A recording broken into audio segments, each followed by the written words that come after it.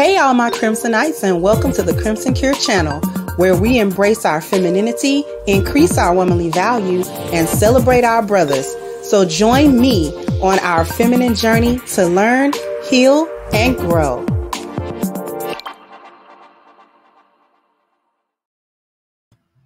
Hey there, my Crimsonites, and welcome to the Crimson Cure channel. I'm your hostess, femininity coach, and author of the Crimson Cure, and this is my perspective. So this was very interesting. I thought that Tia has come out to say that she's not as close with Tamera as she used to be, and she just wishes that their relationship was a bit closer now. Take a listen. Family dynamic of having a mom and a dad in one household. And when you're dropping your kids off, you actually visually see how that is no longer. We're about to go to daddy's house now. Being alone has been the most challenging part of my divorce. It's times like this when I feel and wish that my sister and I were still close and I could, pick up the phone and call her. But that's just not where we are right now. How you doing? How you feeling? I'm okay. Yeah, I've been seeing the headlines. I know y'all are going viral right now with the awkward hug. Like, it's so exhausting. stupid. It's exhausting. I know. The red carpet video, yeah, about that. This was the first time that Corey and I had ever seen each other on the family dynamic. On the red carpet since the divorce. This is an event where women are being celebrated and honored, and he had never gone to any one of these events. I go to them almost every year. It was blown way out of proportion. We had ever seen each other on the red carpet. Now, I found this little excerpt interesting for a couple of reasons, because it just seems like Tia had a completely, like, this whole idea about how her life was going to play out after she got a divorce from Corey, after she graduated from Corey. She just seems like she had this whole concept about how people were going to react and how her life was going to be and how the children were going to be and the dynamics and things of that nature. And it just sounds not completely thought through before you made the plunge. I think one of the most interesting parts of this was her kind of tearing up about growing up in a house with a mother and a father and having supplied that at first to her children. And now, after the divorce, the reality reasserts itself every time she has to bring the children to Corey, and the children have to split their time with their parents in different households rather than their parents being in the same household where they can actually spend time with the both of them. And her also in saying that Corey never used to come to those events with her. She always used to go by herself. Now, people have made a lot of assertions about whether or not Corey was ever jealous of her or things of that nature. I don't think he was jealous of her, because women always be talking about how men be intimidated or jealous by their success. I think Tia, unfortunately, and I really don't mean this maliciously. It's going to sound harsher than what I mean it to be. But Tia kind of sounds like she's exhausting. She just seemed like an exhausting person. And I don't even know if she does it maliciously. She don't seem like she do things or that she's exhausting from a malicious standpoint. It just seems like that's just her personality. And that's just the energy, but it may have a tendency to rub you the wrong way, because she's rubbing people the wrong way. Her and Tamera not being on terms enough for her to call Tamera on a regular basis, that's interesting. That's almost as interesting as the divorce. Because how your sister ain't really rocking with you like this. And I suspect it's because of just their divergent view of things. Tamera probably just don't see the world like Tia do at all. And I'm going to tell you what I really think about this. I just think Tia buys into the whole modern idea of womanhood and strong, independent through social media and through all this. And she seemed like she's easily influenced by those things. And Tamera just seemed like she not. And because of that, conversations are probably not very productive. When you don't have things in common, like your value system, see, that don't just affect your romantic relationships. I keep telling everybody this affects every relationship that you have, because you can't pay me to believe that Tamera don't love Tia. That's her sister. And her twin sister at that, right?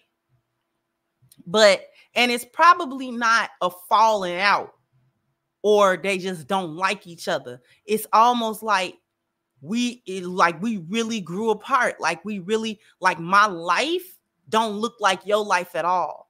And I kind of don't agree with the reasons why you made certain decisions, right? Like, I don't agree with the mindset behind the decisions.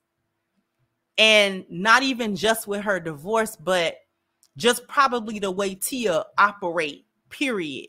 Tamera probably just don't see things that way. And because they don't, it's like sometimes you can't talk to that person as much as you would like to, because when you start talking to them, those differences really can make it be an unpleasant experience with that person. And like I said, and it's hurtful more so when you love the person that this is happening with. See, all family separation is not willing. It's not purposeful. It's not something that the two people or one of the people is actively deciding to do. Sometimes it's just the circumstances of how I live my life versus how you live your life.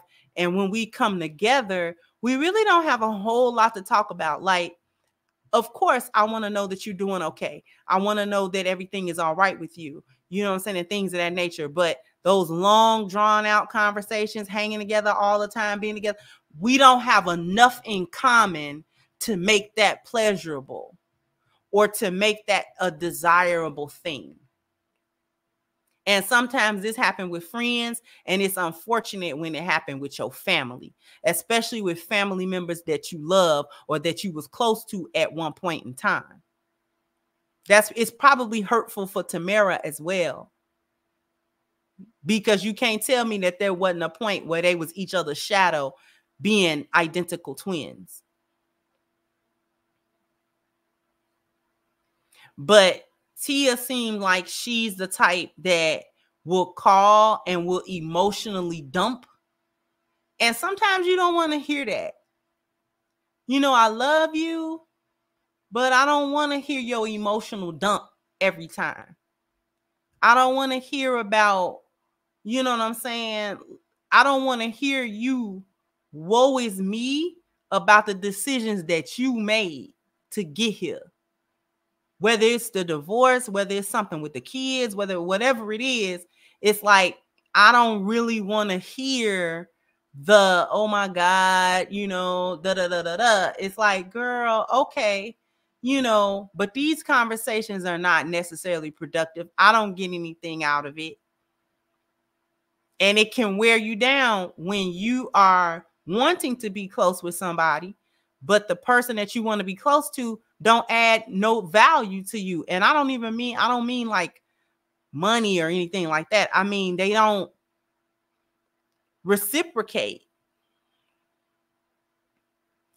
You get to dump. You get to pour your emotions out on the table. You get to do, but can I call you and do the same? You know, can Can I call you, you know, and you be my safe space? Like I'm your safe space? Or is it one-sided? Or is it when I call you, you don't have time for that? Or you're just not the person that I would call for that in the first place? Do you talk too much? Do you yip a gap about the things that I tell you? It could be a number of things. And I'm not saying what I'm saying is the absolute truth, but just from the experience, just having gone through stuff like this with friends or close people or family members or whatever, it's like I can't talk to you. I would like to. But when we get on this phone, girl, I really don't got a whole lot to say. It reminds me why it's been a couple of weeks since we talked on the phone. And it ain't like I don't like you, don't love you. It's just I can't. Okay, baby. All right. You know, it's only so much emotional dumping I can take because I got my own thing going on, my own life. And even if it's not hectic or full of turmoil, so now I just don't want to hear that. I don't want to hear what Corey said to you on the phone a couple of weeks ago when he called about the kids. Like, girl, I don't want to hear that. And girl, I think he still want me. And girl, you know, y'all know how it is. And Tia probably carry a certain mindset that Tamera don't really rock with and don't really want to have nothing to do with, because you're not going to influence me away from my husband or my family, or and she may not have agreed with Tia's decision to divorce Corey based on the reasoning, and she probably warned Tia about all of this stuff. Don't do that. You can work on it, this, that, and the third. And then Tia didn't listen. She did it anyway. And now everything that Tamera said she was about to go through, now she going through it. And Tamera do not want to hear this. Because I already said that to you. I told you. So now you want to come back and tell me that everything I said was right. And now, you know what I'm saying, the grass wasn't necessarily as green as you thought it was going to be on the other side. Your grass could have been green had you watered it. And I'm not saying Corey was perfect. Let's get that straight, because as I've said many times before, when a marriage of that length and them being together as long as they've been married for 14, but they were together almost 20. Okay, we can't forget that part. Then the destruction of the marriage, or the things that was going on that was going wrong in the marriage, two people do that, not one.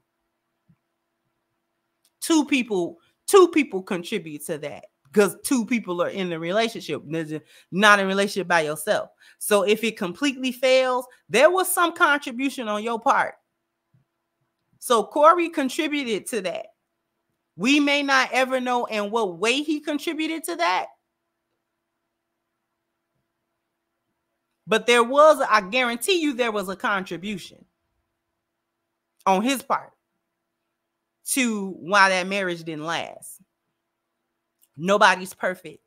Nobody's perfect. And nobody is 100% the victim or 100% innocent.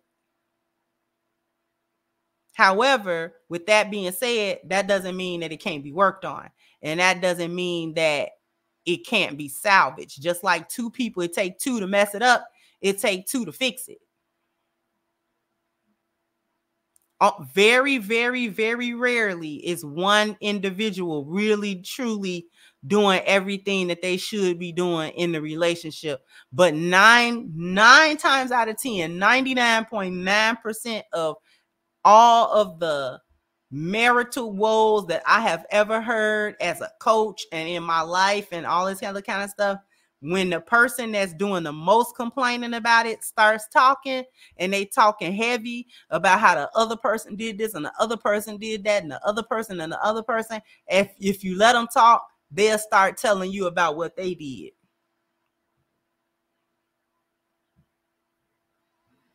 And because you're on the outside looking in, you can peep it. Like, oh, so wait, so back up. You did what now?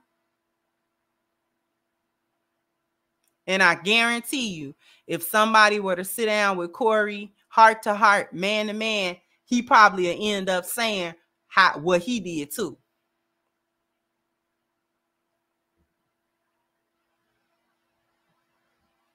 But all marriage take work. Both people can contribute either positively or negatively.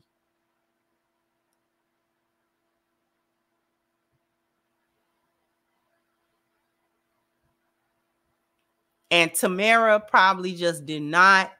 She probably just was trying to warn Tia for we don't know how long. Don't do that. It's not necessary to break your marriage up, girl. It's just this is just that. Why don't y'all do this? Why don't y'all do that? Y'all can't do this. And Tia was so tired of it or whatever. She was so done with the relationship that she wasn't even trying to probably hear what Tamera had to say about all the ways that it could be fixed. Tia just seemed like she was tired of it to begin with, and she was just done. So once you just done, sometimes it ain't nothing that the other person can do. If one person just really done with the relationship, it really kind of ain't no saving it. Like I said, it take two people to save it, not one. So if the other person just really don't want to be there, you can't make that person be there. So she left it.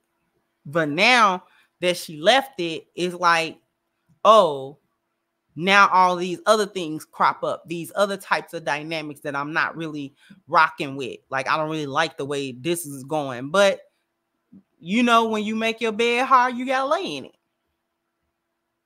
And that's what Tia is having to do, and she don't like that. And Tamera, from what I'm gathering from what this clip is saying, Tamera is just letting Tia lay in her bed. She's just letting her lay in it. Like I could commiserate with you a little bit because you is my sister and I love you. But at the same time, girl, go ahead on. Anyway, jump down in the comment section. Let me know what you think. Like, share, subscribe to the channel if you have not. Once again, I'm your hostess, The Crimson Cure, and this was my perspective. Bye-bye, Crimsonite.